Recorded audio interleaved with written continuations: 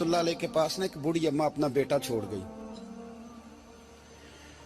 تو حضرت صاحب نے کو 2 4 5 مہینے رکھا. تو بعد میں اس کی اماں کو بلا کے کہا کہ تو بیوہ ہے, بیٹا تیرا یتیم ہے, میں نہیں چاہتا کہ اس کا وقت ضائع ہو.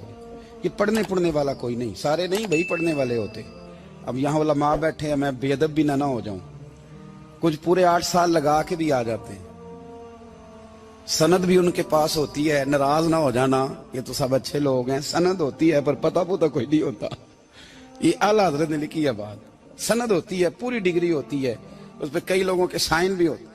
تو بہت سارے طالب علم ایسے ہوتے ہیں جو مدارس میں کہتے ہیں میں فاضل فلاں ہوں, لیکن کوئی شے پاس. تو مولانا سردار احمد صاحب محدث اعظم پاکستان رحمۃ اللہ علیہ اس بوڑھی کو کہنے لگے تیرا بیٹا کند دینا ہے, پڑھنا پڑھانا اس نے کچھ بھی نہیں. تو یتیم بچہ ہے, کل کو تو کہے گی کہ میرے بیٹے نے وقت ضائع کیا تو واپس لے جا. بوڑھی اماں رونے لگ گئی, کہنے لگی میں پڑھانے تو نہیں لائی تھی, میں تو آپ کو رب کا ولی سمجھتی ہوں, میں تو نوکری کرانے لائی تھی. نوکری. حضرت انس بن مالک کہتے ہیں میری اماں بھی حضور کی بارگاہ میں دے گئی تھی.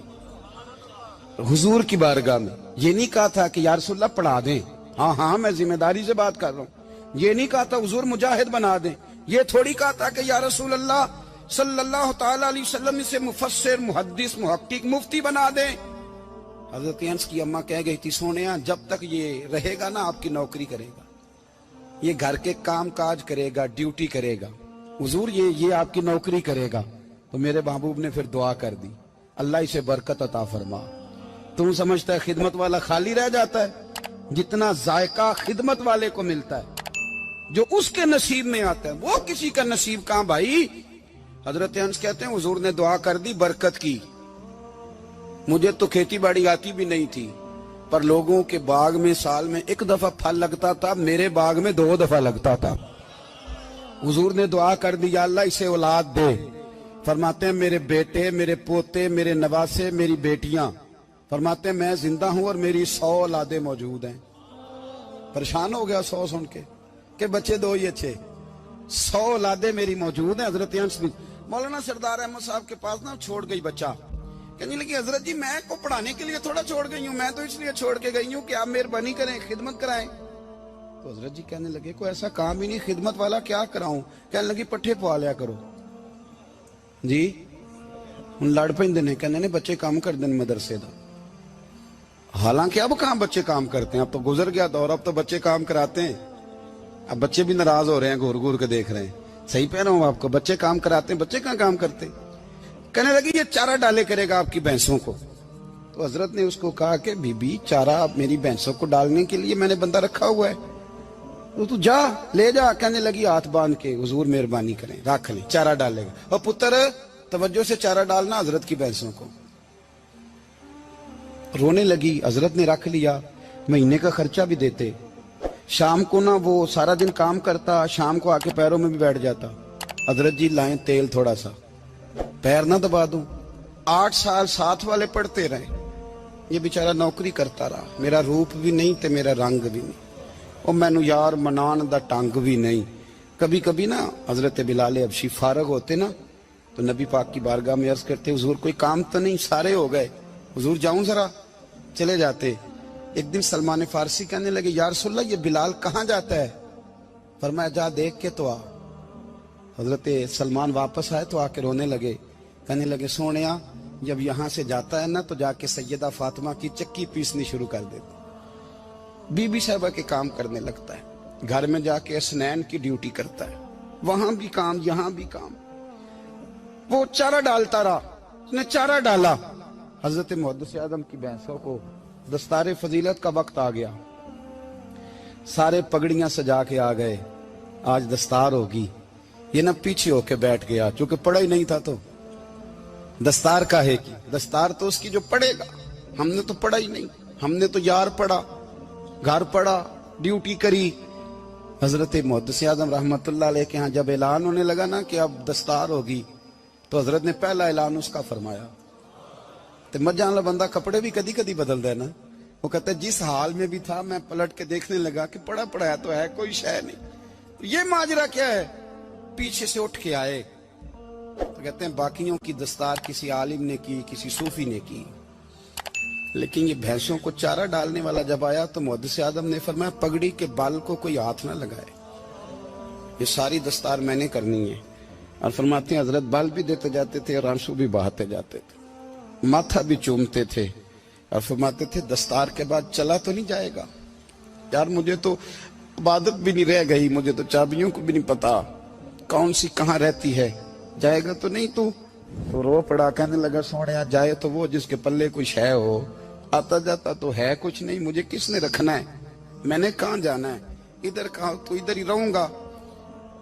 اس طالب علم کے سارے استاد بھائی کہتے ہیں اس نے دستار کرائی, پڑھا پڑھایا کچھ نہیں, پر جو مسئلہ اڑ جاتا تھا نا, وہ جو اڑ جاتا تھا نا, وہ جا کے اس سے پوچھتے تھے تو کتابیں کھولنے کی ضرورت نہیں پڑتی تھی. حضرت ام سلمہ رضی اللہ تعالیٰ عنہ کہتی ہے میں نے عرض کی یا رسول اللہ صلی اللہ علیہ وسلم میری بچی بڑی بیمار ہے, تو مجھے کسی نے کہا ہے یہ تھوڑی سی نشے والی چیز ہے, یہ بنا کے تیار کر کے دو صحیح ہو جائے گی, بیمار ہے بچی تو یہ نشے والی چیز ہے, اس کو تیار کر کے دو, تھوڑا نشہ ہے. اگرچہ بعض, میں نے شروع میں کہا, بعض لوگ مریض کو, سخت مریض کو ایسی ادویات جو مجبوری بن جائے اس کی گنجائش اور اجازت دیتے ہیں. محتاط علماء تو اس میں بھی بہت ساری چیزیں پہلے بیان کرتے, لیکن اس نے کہا جی میرا نشہ دینا ہے شفا کے لیے. حضرت ام سلمہ کہتی ہے میرے نبی پاک نے میری طرف دیکھا, میری طرف, تو میں نے کہا یا رسول اللہ آپ کیا فرمانا چاہ رہے ہیں؟ تو نبی پاک نے فرمایا ام سلمہ کبھی ناپاک چیز میں بھی شفا ہوئی ہے, کبھی ناپاک چیز میں بھی, کبھی شراب اور خمر میں بھی شفا ہو سکتی ہے. شفا رب کریم نے رکھی ہے پر شہد کے اندر رکھی ہوئی ہے, شفا اللہ نے رکھی ہے قرآن مجید میں رکھی ہوئی ہے, تو اس میں بھی کبھی یہ حضور نے بیان کیا ہے کہ اس کے اندر شفا ہو سکتی, تو امت کتنی دلیری کرتی ہے جو یہ مشورے دیتی ہے کہ اس کے اندر نشہ ہے, شراب ہے, تو وہ کھانسی چلی جائے گی تو فلانی بیماری چلی جائے گی. نہ آؤ ان چیزوں پہ, نہ اپنے ایمان کو خرابی دو, اور نہ ایسی باتیں کرو جس سے کہ ڈائریکٹ رسول اللہ صلی اللہ علیہ وسلم کے واضح ارشادات کی مخالفت ہو. میرے نبی پاک صلی اللہ علیہ وسلم نے فرمایا, اور پھر کچھ لوگ کہتے ہیں تھوڑی پی ہے جی. اب تو میں تجزیے میں پڑھ رہا تھا کہ ایسی شراب ایجاد ہو گئی ہے, لوگ شراب پیتے ہیں اور وہ مست بھی رہتے ہیں, کار بھی چلاتے رہتے ہیں, کہتے ہیں جی نہیں ہمارا ذہن معاف نہیں ہوا تو یہ والی صحیح ہے, نشہ نہیں لاتی. میرے نبی پاک صلی اللہ علیہ وسلم نے فرمایا جس چیز کی تھوڑی مقدار, زیادہ مقدار حرام ہے اس چیز کی تھوڑی مقدار بھی حرام ہے, جس کی زیادہ مقدار حرام ہے اس کی تھوڑی بھی.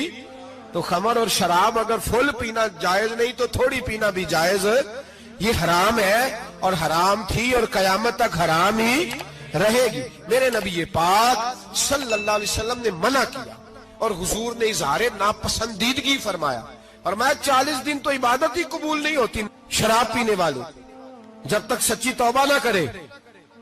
یہ لفظ جب ادا کرتا ہوں تو شرم سے میری زبان لڑکھڑاتی ہے کہ یار درباروں پہ بھی نشہ بکتا ہے.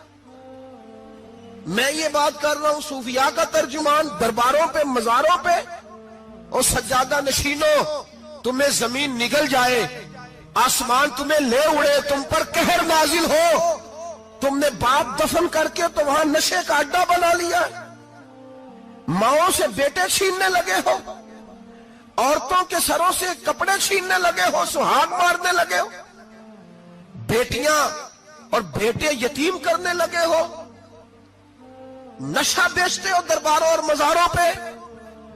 یہ تماشا لگ گیا. آپ کیسے کروں یہ بات, پر کرنی پڑ رہی ہے, مجبوری ہے, یہ مضمون مکمل نہیں ہو سکتا. بند کر دیں وہ دربار, ہمیں نہیں چاہیے جن درباروں پہ نشہ بکتا ہے. میں ذمہ داری سے کہہ رہا ہوں, بات ریکارڈ ہو رہی ہے. جوتے کی نوک پہ وہ سجادہ نشین جو امت کو ڈرگز دیتا ہے, وہ سجادہ نشین کا ڈیرا نہیں, وہ گند کا اڈا ہے, وہاں سے فیض نہیں مل رہا, امت کی تباہی ہو رہی ہے. بتا دو, پھیلا دو, اس کو اعتراض کرنا کرو. میرے رسول پاک سید عالم صلی اللہ تعالی علیہ وسلم کا دین ضروری ہے, کسی پیر کی سجادگی ضروری, بولیے سجادگی ضروری. بڑی ذمہ داری سے کہہ رہا ہوں اور نمائندگی کر رہا ہوں اپنی جماعت کی. نہ ہمارے بزرگوں نے کل اس کی حمایت کی تھی، نہ آج کرتے ہیں، نہ قیامت تک کریں گے۔ بند کر دیں وہ دربار اور مزار۔ بزرگ دنیا میں یہ کام کرنے آئے تھے، اور ہماری سوچ اتنی گر گئی ہے، اتنے ہم کمزور ہو گئے۔ کہتے ہیں جب اس کو چڑھ جاتی ہے تو پھر بڑی معرفت کی باتیں سناتا ہے۔ تجھے شرم نہیں آئی یہ لفظ کہتے ہوئے؟ اب نشئی تجھے معرفت سکھائے گا؟ اب تو شرابی سے، بھنگی چرسی سے دین سیکھے گا؟ کہتے ہیں اس نے پی ہوئی تھی، چڑھی ہوئی تھی، وہ بات کر دی تو میرا کام بن گیا۔ اتنی گندی اور میلی سوچ صاحب ایمان کی ہوتی ہے، تو اب نشیوں سے جا کر دعائیں کرائے گا؟ سن، میرے نبی پاک صلی اللہ علیہ وسلم نے فرمایا جو شراب پی لے، نشہ کر لے، اس کی تو 40 دن تک عبادت رب قبول نہیں فرماتا۔ تو کہتا چڑھی ہوئی تھی تو اس نے دعا کر دی، تجھے شرم ہی نہیں آئی بات کرتے؟ حیا ہی نہیں کیا تو نہ جملہ بولتے؟ یہ کوئی تصوف اور طریقت ہے؟ جاؤ اٹھا کے لے جاؤ۔ ایسی کوئی تصوف اور طریقت ہمیں نہیں چاہیے، ہمیں وہ والی طریقت چاہیے جس میں خدا کے قرآن کی بات ہوتی ہے اور محمد مصطفیٰ کے فرمان کی بات ہوتی ہے صلی اللہ علیہ وسلم۔ تو بھائی یاد رکھو، یہ کوئی طریقہ نہیں۔ ایک مزار ہے، مجھے ایک صاحب کہنے لگے آ جائیں یہاں بھی فاتحہ پڑھیں۔ میں نے کہا یہاں کیا ہے؟ کہنے لگے تھے تو بابا جی نشہ وشا کرتے، پر اب سنا ہے لوگوں کی منتیں بڑی پوری ہوتی ہیں۔ مجھے جذبات بڑے کم آتے ہیں۔ میں نے اس آدمی کو گریبان سے پکڑ لی، میں کہ ادھر ہٹ، وہ تو نشہ کرتا تھا اور تو جاتا تھا، تیری یہ کیسے طاقت ہوئی؟ تو نے مجھے مشورہ دے دیا ہے، تو ہمیں کمزور سمجھتا ہے؟ ہم کمزور ایمان کے لوگ ہیں، اور میں یہاں تجھے کہوں گا نہیں نہیں میں یہاں نہیں جاتا، میں وہاں جاتا ہوں۔ بالکل کوئی لگی لپٹی بات نہیں، کھری بات۔ تصوف وہ، دربار وہ جہاں قرآن پڑھا جائے اور رسول اللہ کی حدیث سکھائی جائے، باقی کوئی مطلب نہیں کسی قسم کا۔ میں داتا صاحب کبھی جاؤں نا جلسہ کرنے کسی کام سے، کسی تقریب میں، تو میں داتا صاحب کے مزار پہ نہیں جاتا۔ میں کہتا ہوں یار یہ یرانہ نہیں کہ بندہ کسی کام آیا تھا تو فاتحہ پڑھ لی، واپس چلو گکھڑ سے اسپیشل آئیں گے داتا صاحب کے مزار پہ حاضری دیں۔ اور میرے سنگی گواہ ہیں کہ میں اسپیشل ٹائم نکال کے بہت سارے کام چھوڑ کے اسپیشل جاتا ہوں، اور میں مراد ماننے نہیں جاتا، میں داتا صاحب کا شکریہ ادا کر دے جاتا ہوں۔ میں ان سے کہتا ہوں حضور آپ کی مہربانی، آپ یہاں آئے تو ہمارے بڑے بھی رسول اللہ کے غلام بن گئے۔ میں تو سلام عقیدت پیش کرنے جاتا ہوں، ہم مزارات پر جانے کے قائل نہیں، بلکہ ہماری تو عقیدت کا درجہ ہی مکمل نہیں ہوتا جب تک ہم مزار پہ سلام نہ کریں۔ پر مزار داتا صاحب کا، مزار خواجہ معین الدین اجمیری کا، مزار غوث اعظم جیلانی کا، مزار محدث اعظم مولانا سردار احمد کا، مزار اولیاء کا، مزار میاں شیر محمد شرک پوری کا، مزار رب کریم کے بندوں کا۔ بھنگیوں چرسیوں کے مزار نہیں ہوتے، اور نام ان مزارات کے قائل ہیں، بالکل قائل نہیں ہم۔